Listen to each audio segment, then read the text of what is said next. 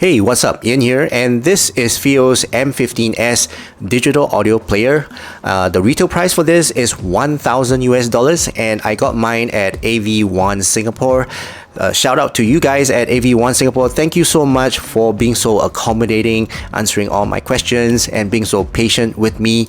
But for you guys out there who's not in Singapore and you're interested to find out more about this device, do check out FiiO's website. It's also available there, and the unaffiliated link is in the description below.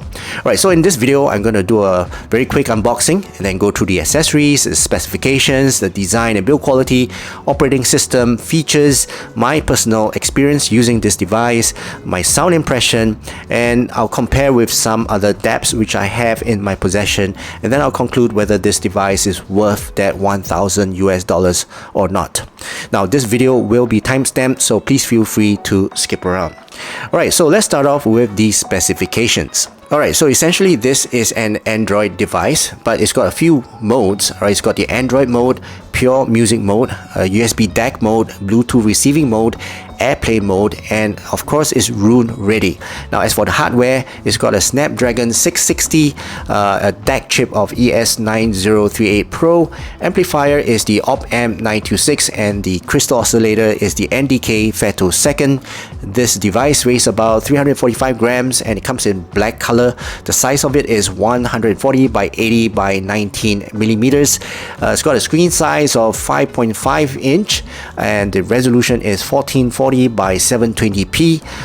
The built-in ROM is 64 gigs, but it's only 46 gigs available because the operating system need to take up some space. And it's got a built-in RAM of 4 gigabytes, and it's got expandable storage, and it supports up to 2 terabytes of micro SD card. As for the interface, it's got a USB Type-C 3.0, a 3.5 single-ended headphone jack, 2.5 and 4.4 balanced output jack, and it's got Wi-Fi 2.4 gigahertz and 5 gigahertz, and it supports DLNA transmission and reception, AirPlay, Wi-Fi transmission, and is of course room ready. It's got Bluetooth 5.0, and the codecs that it supports is SBC, AAC, aptX, HD, LL, adaptive, LDAC, and of course LHDC. Files that it supports, all the DSD files. Alright, it's got DSD all the way up to 768 kilohertz 32-bit DSD 512. It's got MQA support as well, 8 times unfolding, and it can have a car mode, USB audio mode, EQ, built-in EQ. It's got a sampling rate of 384 kilohertz 32 bits, DSD 256, and the battery capacity of this device is 6,200 milliamps.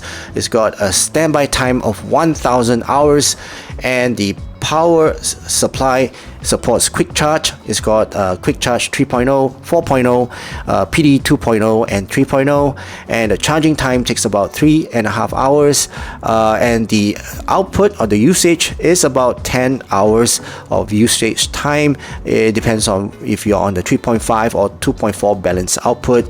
As for the audio power output, it's got 535 milliwatts output at 16 ohms, and the output impedance is less than 1.4 ohms at 32 ohms.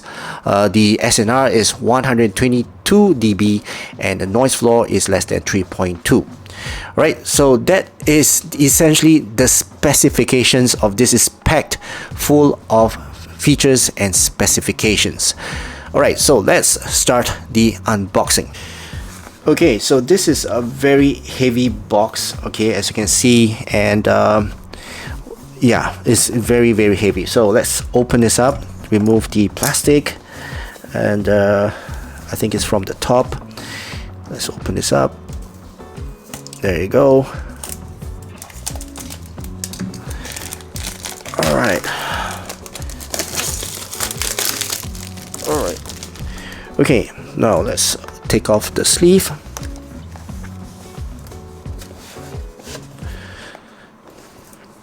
Very nice. Okay, so you got the device facing you the moment you open it up. So I'm gonna pull this out and take the rest of the accessories out before we go into the player. So inside you do have a pin. Okay, let's take everything out first. Ooh, so I think this is the stand that sits on. So let's see if I can take this out, and the other devices as well. I think some. Alright, so let's remove everything from the box first, and I think that's about it. Okay, and that's the stand, and let's take a look at the paperwork first, see what's inside here.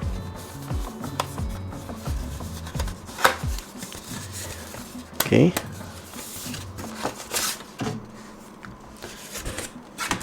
and this pin, I think, is to remove the SD card.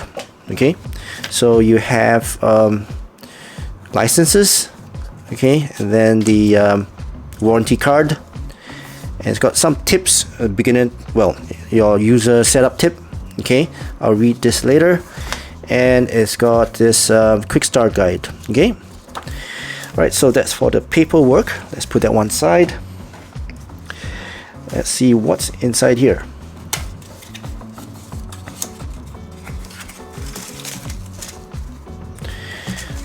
Right, silicone gel. I'm not going to need that.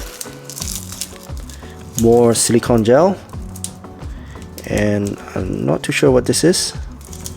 Oh, so this is a USB-C to a USB-A converter. And you've got a USB-C to USB-C cable, and this is the USB-C to USB-A cable, and that's about it, right? So this is the device. Okay, so let's remove it from the case. Let's put this one side first.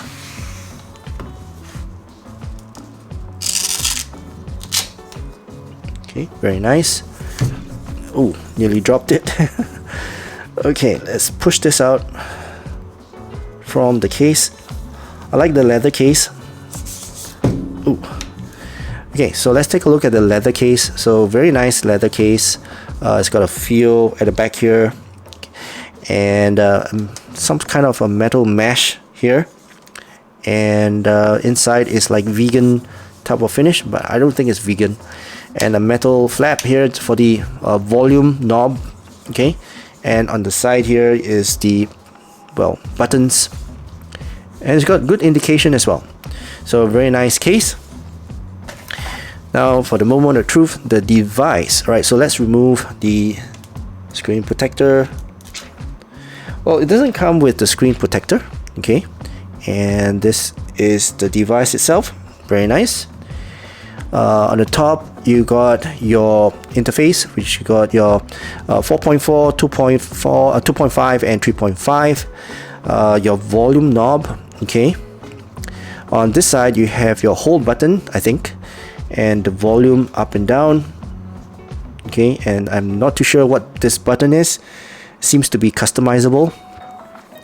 And on this side you have your power on button, and your play and pause, your forward and backwards, screen of 5.5. At the bottom here you will get SD card, which is this one, and then USB-C charging port and the data transfer port as well. Okay, at the back it's glass. Okay, very nice. It's got like a holographic kind of effect to it, as you can see.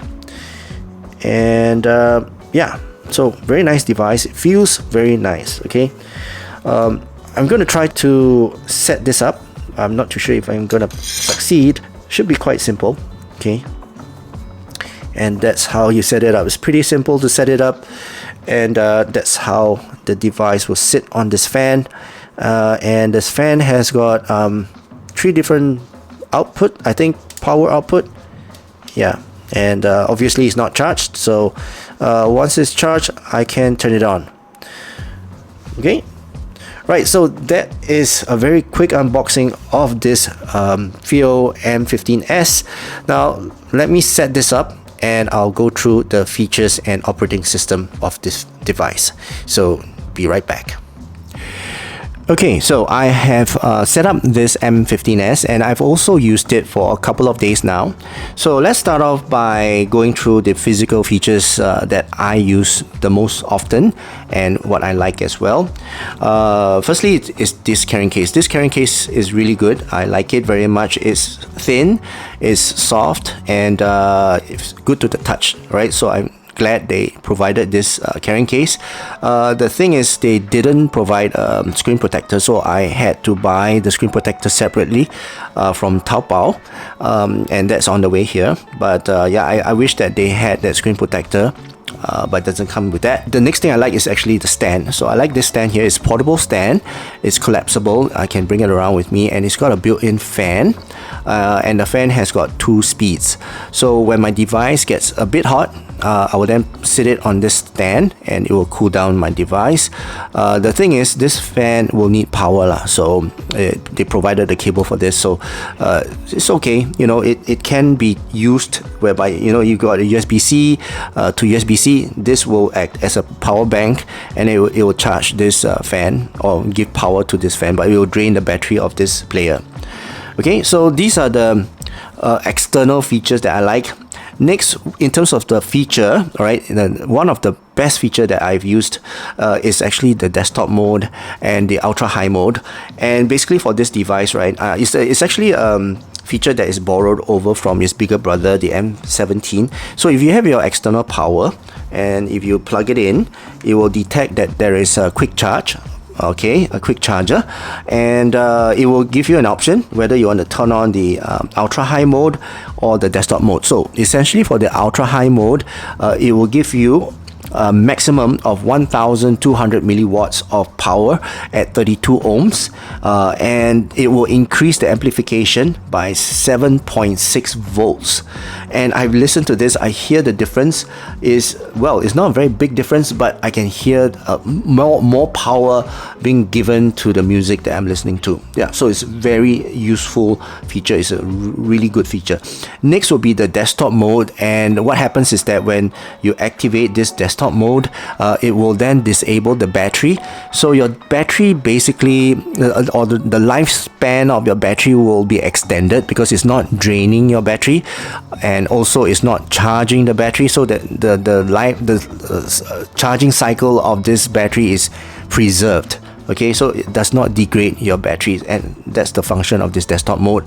So yeah, I love these 2 features. So once you plug it in, just enable it, and that's it. So as you can see, right, the battery is not being charged. Okay, but if you want the battery to be charged, then you just uncheck it. So let me just disconnect and connect it again and show you guys. So basically, when you have that option, the desktop mode, just uncheck it. Okay, and then just click enable it, and you'll see the battery will be charged when the power is being plugged in. Okay, so that's one of the features that I like. Now the next feature that I like very much is the volume knob. Okay, you can actually choose whether you want to adjust your volume by the knob or by the buttons on the side, but if you guys know me, I love knobs. So this knob, I love it very much. It's very smooth, okay, and very detailed and very responsive and sensitive knob. And it's knurled, as you can see. I'm not too sure if you can see, but it's knurled. So it's easy for my fingers to grip on it and turn, and it's very sensitive to my turning. So when I turn very fast, the volume will adjust very quickly. Now if I turn slowly, the volume will adjust very slowly as well. So very nice volume knob. At the same time, it's got an LED ring light below, so at night, right, I can't see my device, but I can see this light, so I'll just reach out for this knob and adjust the volume. So very nice knob. Now the next feature I like is this hold switch. So what happens is that when I activate this switch or push down the switch, it will deactivate the screen, deactivate all the buttons, even the volume knob. Everything is deactivated. So this will prevent accidental touches and it's very useful for me when I put this in my bag and I put it on hold. I always do that because I'm always very careless. I'll put it in my hand, I'll try to reach for something, and then I'll accidentally adjust the volume and I'll get a shock of my life. Okay, so this whole switch is very useful. Okay, I like this switch here. Next would be the multi-function button. Alright, so this button, right, basically it will activate or recall a function. So currently by default, and by the way, this can be customized. So by default, right, you can actually change or customize this button. Okay, now it's at Android mode. So what happens is that I can have a selection. Okay, I can choose what option or what mode I want to go into. Okay, and this is the shortcut button. So sometimes I want to save battery, so I go into the pure music mode, and all I need to do is press this button right here. Okay, and that's for this button here, and that's it in terms of the features that I always use. These are the few physical features that I like. And also, of course, it's not a feature, but the fact that this DAP has a lot of connectivity. It's got all the outputs here, which is 3.5, 2.5 and 4.4, and then you have Bluetooth, all right, and this can be act as a DAP, and also can connect to your computer, and basically the overall connectivity of this DAC or DAP. Okay, this DAP, and I love it. Right, it's a very versatile DAP. Alright, so now let's talk about the software features of this. Now basically this is an Android device. Okay, it functions exactly like your Android phone. It's just that it's not a phone. It doesn't have the call options, and basically, yeah, it's an Android 10 OS. And you can update, same like Android phone, you can update the system. You can go through the system app, go through and check for your updates, or you can, change the overall outlook of this. You can install themes, those kind of things. Okay, it's exactly the same as an Android phone. It's just that this one has got maybe quite a few additional features. For example, the mode changing option. Okay, as what I mentioned just now, you can either choose to go to Android mode, pure music mode, or USB DAC mode, Bluetooth, just pure Bluetooth receiving mode, or AirPlay mode. Okay, so these are the mode selection, and then next would be the audio options. Okay, so here, well, most Android phones won't have this, but for this DAP, you can actually choose for your 3.5 output and your 4.4 output mode. You can choose whether you want line out or your phono out, those kind of things. Is available here, and then your SPDIF out, and also you can adjust the gain. Right, so gain, you can go all the way up to super high and low. Okay, and then for filters, you can actually adjust the filters also. So basically, yeah, most of us is on fast roll off minimum phase lah. Okay, but you can choose which filter you want, and also the Bluetooth codec, how it performs. You want to optimize it based on connection, or you want to optimize it based on the codec. Is up to you, both for the incoming and the outgoing Bluetooth signal. Okay, you can adjust the Bluetooth mode and the balance of the thing, all to DSD. Okay, this all to DSD function is basically this player will try to convert whatever files you have to DSD and play it back to you. Now basically, I wouldn't say this is a gimmick, but when I listen to it, it sounds that the treble is a bit smoothened lah. Okay, so to me, I don't use it. Okay, to be honest. And then you have your second harmonic regulation, adjustable volume, and all that lah. Okay, so that's for the audio. Next will be the global settings. All right, so here. It's quite similar to Android phones. You can change the system navigation to gestures or buttons or virtual buttons, up to you.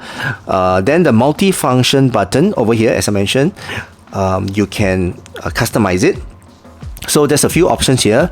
You can change the mode. You can add to your favorite or switch songs randomly, play and pause. delete the current play song. By the way, the play and pause buttons and the skip forward and back is here, and the power button is here. You already have the buttons here, but if you are you're always using your digital audio player on the right hand, then this button can act as a play and pause as well. Okay, you can switch your filters, switch the equalizer, or you don't want this button to do anything, you can do that as well. You can disable it. Okay, and then you have your max power user defined volume. The maximum steps on this is 120 steps. You can adjust it to how much more or less you want it to be. Your power off timers, when you are going to sleep with this, you can set a timer for this. You can also rotate your screen. So if, let's say, you don't want the headphone jacks or your headphone plugs to be pointing up, then you can have it point down if you want, and then just rotate your screen and the whole device will be upside down, like so. Okay, so that's to rotate the screen. You have your in-vehicle mode. So what happens is that when you plug in a USB-C to your car audio, okay, by USB-C, this whole device will give you a different user interface, a more user-friendly, car-friendly user interface lah. Okay, basically. Then your volume adjustment mode, you can adjust this whether you want to have your knob to adjust the volume or the buttons here to adjust. Obviously, as I mentioned, I like knobs. Okay, and then you can set the whole switch as well. Right, so as I mentioned, right, this whole switch disables everything, but you can choose what to disable. You can choose to disable the touchscreen, the previous and play, pause, next, volume knob, anything. Okay, any physical features or buttons you can disable. You are able to disable, or you can choose not to disable it. Alright, so that's for that, and then you can double tap to wake, your FiiO Rune mode, and the desktop mode, of course. Alright, so that's for the settings. The rest of the settings is very similar to Android phones, so I'm not going to go through that. Next will be the default music app. Alright, so this default music app is FiiO's music, and basically over on this app you can transfer your songs. There's a few methods you can transfer wirelessly. If you key in the address of this device, like Wi-Fi music transfer, so if you have the FTP address of this, you can key into your computer and then you can transfer music to this device. And then you can also scan for music, connect it to your computer, and then install it there. You can also change the equalizer. So there's a 10-band equalizer on this device. Basically, you can adjust the equalizer and then set it to your listening preference. And you can also control this device. So if this device is in desktop mode, you can install the FiiO Control app, and then you can control this device remotely. Okay. And then the settings, actually the settings is quite straightforward lah. Okay, you have gapless playback, playthrough folders, lock screen album art, auto enter now play, crossfade, those kind of things. So it's a pretty standard settings for this player. Now basically for the formats of files that it can play, or this player can play, almost any file, right? Wave, FLAC, DSD, anything, any files that you can throw at it, it will play for you. Okay, so very nice app. You can also install your own, obviously. All right, I am Apple Music player, so I use that. I got Spotify, the U app, YouTube Music, and all that. So it's just like any Android device. You can install whatever app that you want on this device. Okay. Right, so that's for the software features. Now let's talk about my sound impression of this device.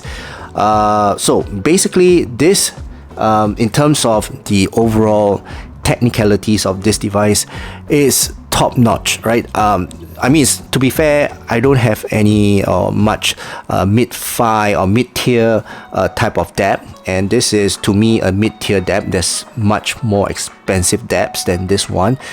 So this is my first mid-tier DAP, and obviously it beats all my other DAPs hands down in terms of power output, and in terms of the sound quality. Everything else is top notch. Okay, but putting that aside, let me just go into details on how this would sound. in terms of the sound quality lah, and the sound signature as well. Right, so in terms of the sound stage, this is a very, very wide sound stage, very, very wide. One of the widest that I've heard. In fact, I've tried quite a few top of the line DAPS during Camp Jam, and based on my memory, this compared to those top of the line DAPS, it's got a very wide soundstage, right? I love the soundstage on this device. The detail retrieval and the resolution on this is also fantastic. Very crystal clear and very resolving player. Okay, so in terms of overall performance and the value of this device, I mean, it's $1,000. It performs well above its price point. Well worth getting this player. Okay, of course, I mean, if compared to the 3,000 or 6,000 players, there may be an increments of improvement as compared to this device, but it's not by a lot lah, okay, from what I hear. Okay, next, let's talk about the sound signature. So this, in terms of the tone and timbre, it gives me a very neutral, very sterile and very clinical sound. Okay, it's kind of metallic at times, but it's the sound which I heard this before I got this, so I know what I'm getting, and it's the type of tone and timbre that I want to get into, right? So it's pretty dry and pretty lean. It's not the driest, it's not the leanest. Later I'll compare with a few of my DAPs, but yeah, it's got that dry, light note weight and very neutral tone, and a bit metallic. Okay, so that's the sound signature and the tone and timbre which you're gonna get from this device. Next will be the sound signature. So basically for the bass, bass is tactile. Okay, it's not the warmest, it's not the heaviest note weight. It's, well, very clinical delivery of the bass. Okay, but it's got a good delivery, a very firm delivery of the bass. Okay, so bass is not the warmest, it's not the most fun type of bass as well. It's quite a clinical type of delivery for the bass. For the mids is quite forward as compared to the other DAPs that I've tried, and good clarity for the mids. Okay, good presence, and again, the note weight is a bit light. Is I would say sparkly. Vocals, they sound very energetic on this device. Okay, for the treble is bright. Okay, it's a very bright treble on this device, and is, as I mentioned, a bit metallic in terms of the delivery of the treble. Okay, not to a point whereby it's sibilant, but it's got that metallic tone to it. The energy on this device when it delivers the treble is very, very good, very energetic. I love the energy, good presence of the treble, and a very prominent treble, okay, on this device. I love the treble on this. So yeah, that's the overall sound signature for this device. And if this is the type of sound delivery that you are looking for, then this is a very, very good device to go for. The power output on this is fantastic, and even on Bluetooth, right? When I listen to this on Bluetooth, the sound quality of it is very good. The sound, in terms of the sound signature, is still not the warmest. It depends on the earphone that you're connected to, but when the sound is being delivered to the true wireless earbuds, it still has got that clinical sound. Okay, so that's for the sound impression of this device. Let's compare to a few players that I have, right? So I'm not going to compare everything, but I'm just going to give you a perspective of where this player would stand as compared to some of my other players that I have, and the warmest to the driest. Okay, so the warmest player that I have is this Sony here, of course, and then I have my Hi-B R5. So I'm gonna, in terms of soundstage, okay, I'm gonna put this, arrange this in this manner. Okay, soundstage, I would say this would be arranged in this way, right? So this is how I would arrange in terms of soundstage. This has got the best soundstage as compared to the Sony. Right, Sony has got, I wouldn't say the worst, but it's more intimate soundstage. Okay, in terms of overall power output, same thing. this will be here. The power output, actually, you know, Sony is a bit different, but yeah, I'll still put it somewhere here lah. Okay, a very good output in terms of power for the M15s. Okay, and then for the overall sound signature, right, the driest would be the M0 Pro, which is this one right here, and then the M15 and the R5, and then the Sony, right? So the driest would be the M0 Pro. The M15s is not the driest, but as compared to the R5 and the Sony, it's pretty dry, okay? And in terms of note weight as well, it's got the least note weight as compared to the Sony. Sony is very warm and the note weight is quite substantial and very musical as well. Okay, so in terms of musicality, Sony is up here, and then you have your R5, and then you have your M15s, and then M0 Pro.